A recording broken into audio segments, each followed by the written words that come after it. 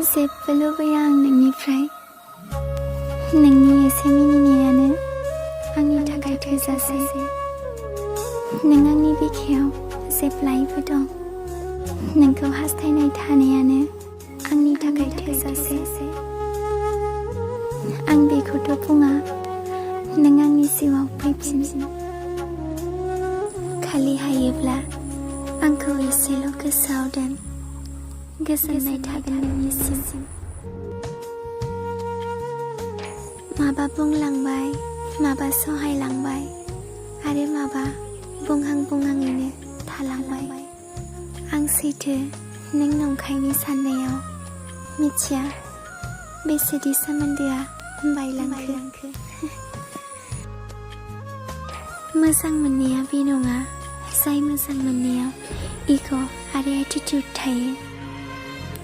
मोजां मोननायाथ' बेसो जाय मोजां मोननायाव सासेया रागा जोंनायाव एक्सपार्ट आरो सासेया बुरखायनायाव पारफेक्ट